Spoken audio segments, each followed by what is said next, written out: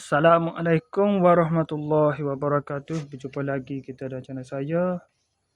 Hari ini hari Rabu 19 Ogos 2026 Masihi bersamaan dengan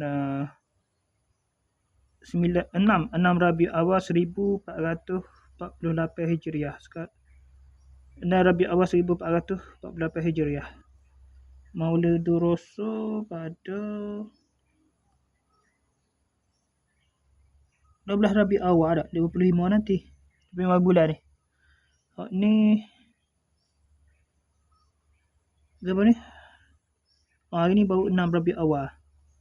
Okey, sekarang ni pukul 6 pula. Sekarang ni pukul 16 minit pagi. Untuk video ni pagi ni saya nak buat review hadiah birthday Fayak Birthday Fayak kemarin pada 18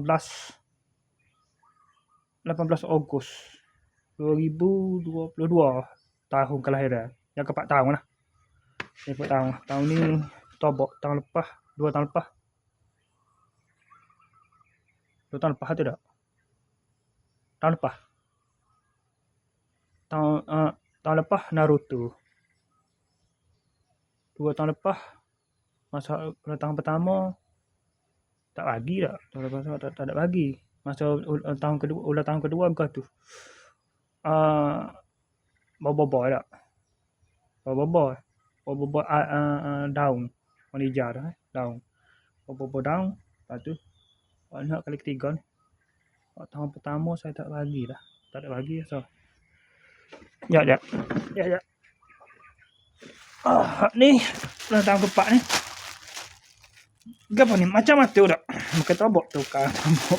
Macam matu. Kids Bear Collection. Produk Malaysia. Tapi dibuat kostum ni di Indonesia kilat dia. Okey. Pakai gini ya. Hari ni lagi sambut ni. Hamshing.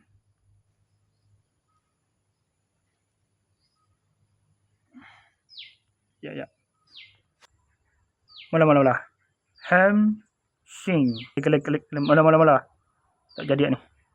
Hamshing.